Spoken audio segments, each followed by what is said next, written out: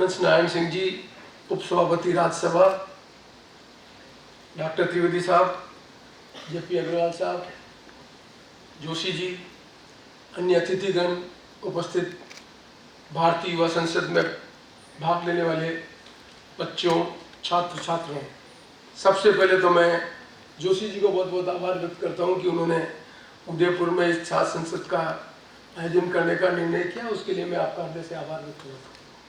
आज का जो विषय रखा वो रखा लोकतंत्र और संवाद। मेरे से ज़्यादा अनुभवी जो हमारे राज्यसभा के उपसभापति जी उस विषय पर विस्तृत चर्चा करेंगे। मैं तो उसको सब्जेक्ट को इनिशिएट करने का ही काम कर रहा हूँ, मैं आपको छोड़ता हूँ उसको आगे बढ़ाने का काम। लोकतंत्र जो डेमोक्रेसी है, वो डेमोक्रेसी की अवधारणा को हमें यदि ग्लोबल सीनियरों में देखें तो डेमोक्रेसी चाइना में भी है, डेमोक्रेसी अमेरिका में भी है, डेमोक्रेसी और देशों में भी है। तो हमारे देश ने पार्लियामेंट्री डेमोक्रेसी को अडॉप्ट किया है। हमारे देश में सबसे बड़ी जो ताकत है वो पार्लियामेंट्री डेमोक्रेसी है। अब पार्लियामेंट्री डेमोक्रेसी का मतलब हमने ऐसी संसद की संरचना की कल्पना की है, उत्तर, दक्षिण, पूर्व, पश्चिम, अलग अलग भाषा बोलने वाले, अलग अलग जाति संप्रदाय को मानने वाले लोग जो देश में रहते हैं, उनको किस तरह से सांसद चुनने का मौका मिले, उसके लिए हमने इलेक्शन कमीशन का एक प्रोविजन रखा कि पूरे इलेक्शन कमीशन के अंतर्गत इतनी मतदाताओं को पर एक सांसद चुना जाएगा और जो छोटे स्टेट से वहाँ कम से कम 2 सांसद चुने जाएंगे। तो हमने सांसद की जो लिमिटेशन है उसमें हमने क्या कि एक अरुणाचल का भी सांसद जीत के आएगा, एक केरला का भी जीत के आएगा, तमिलनाडु का भी जीत के आएंगे, बिहार के भी आएंगे, यूपी के भी आएंगे। उनमें अलग अलग अपने अपने धर्म जान मानने के लिए, अपने अपनी संस्कृति को अपने ढंग से करने का, पूजा करने की पद्धति करने का, सब तरह के जो लोग हैं उनके प्रतिनिधि आकर संसद में अपनी बात कहेंगे। तो पार्लियामेंट्री डेमोक्रेसी में सबसे बड़ी ताकत है कि विविधता को हमने एब्जॉर्व किया और विविधता को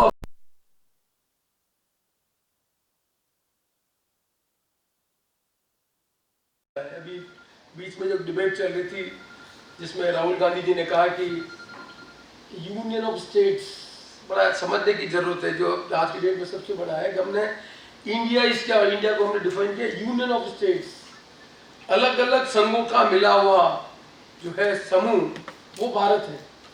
तो अलग अलग समूह में तमिलनाडु भी है, यूपी भी है, बिहार भी है, नागालैंड भी है, सब अलग अलग स्टेट्स हैं। उनके अपने कल्चरल वेरिएशन अलग है, भाषा बोलने का तरीका अलग है। पर पार्लियामेंट्री डेमोक्रेसी की ये ताकत है कि वो सब एक प्लेटफॉर्म पर आकर चर्चा करें। लोकतंत्र का ये मतलब है संवाद। अब मैं खाली हरमन जी आपके सामने कुछ मेरे अनुभव रखना चाहता हूँ। हमने पार्लियामेंट्री डेमोक्रेसी को अडॉप्ट किया और हमने चुनाव प्रारंभ किए 1952 में। 1952 में हमने जब चुनाव प्रारंभ किया तो संसद में 545 हमारे जो पार्लियामेंट के मेंबर हैं, अपर हाउस की बात हम छोड़ दें, लोअर हाउस की मैं बात करना चाहता हूँ।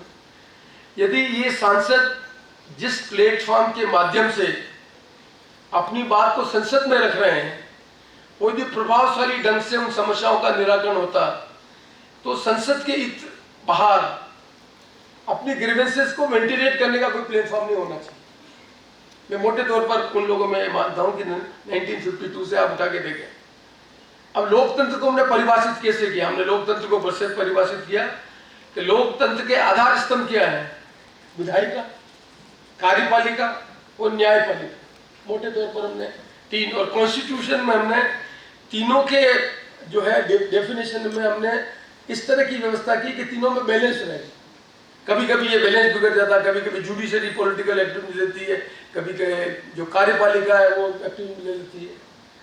पर इस पार्लियामेंट्री डेमोक्रेसी में ये 3 चीजों को संविधान में व्यवस्था की गई है, जिसमें चुने हुए प्रतिनिधि जो सांसद हैं, जो एस्पिरेशन ऑफ मतदाता को रिप्रेजेंट करते हैं, एक सांसद और सैकड़ों सांसद मिलकर जिस एस्पिरेशन को रिप्रेजेंट करते हैं, यदि वो ठीक ढंग से उन एस्पिरेशन को एब्जॉर्व करे तो कार्यपालिका उत्तरदायित्व बनता है कि कार्यपालिका उनके अनुसार कानून बनाए और नियम बनाए। और जब कार्यपालिका निर्णय और कानून बनाती है तो कानून बनाने का काम संसद में होता है, और कानून बनाने के बाद कानून में कोई कमी है, खामी है, कानून बेसिक कॉन्स्टिट्यूशन के स्ट्रक्चर के अंतर्गत है, उसके बाहर है, उसको इंटरप्रिटेशन करने का काम जुडिशरी का। मुझसे कोई पूछे तो माननीय हरबंस जी, क्या ये सही नहीं है कि विधानसभाएं कितने दिन चल रही है?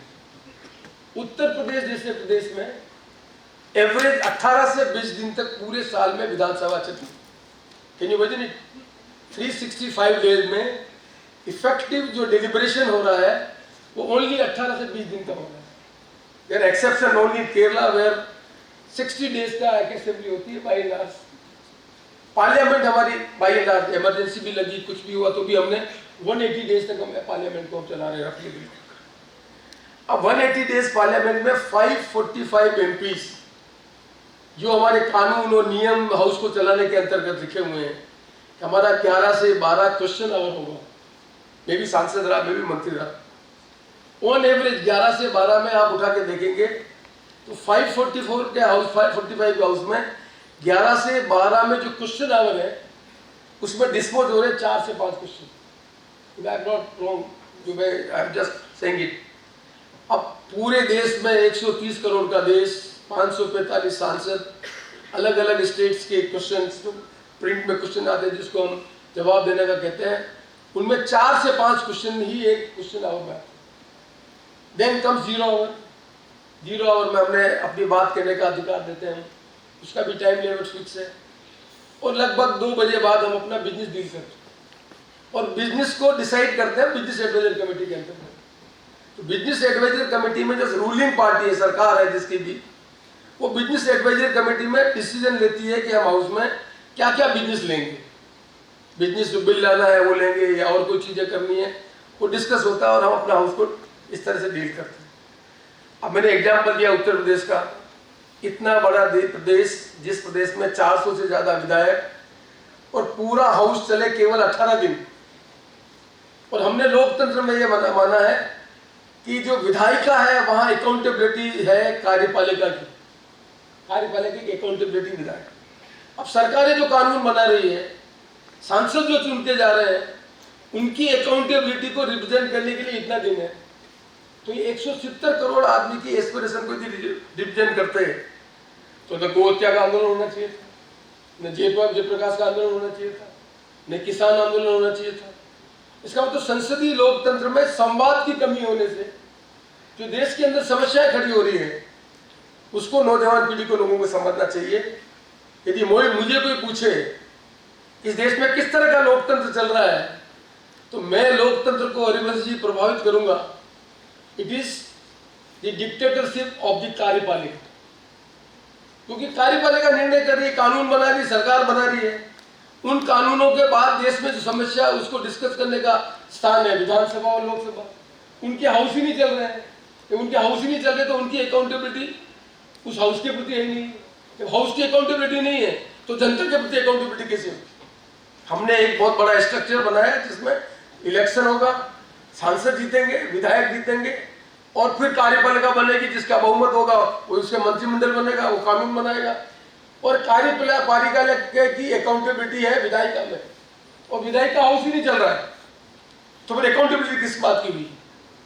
तो संसदीय लोकतंत्र में 70 साल का मेरा अनुभव मैं देख के कहता हूं, इस देश में संसदीय लोकतंत्र में चुने हुए प्रतिनिधि लोगों की एस्पिरेशन को रिप्रेजेंट करने के लिए यदि कार्यपालिका को अकाउंटेबल नहीं कर सकते हैं और कार्यपालिका हाउस नहीं चलाए तो फिर इफेक्टिव ढंग से हम समस्याओं का निराकरण नहीं कर सकते।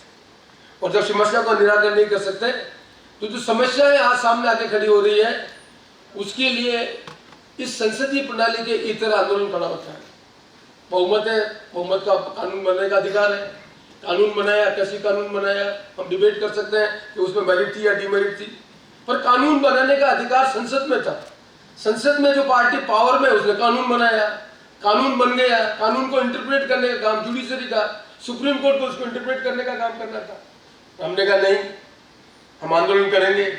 आंदोलन चला साल भर तक, और साल भर करने के बाद सरकार ने एक निर्णय लिया।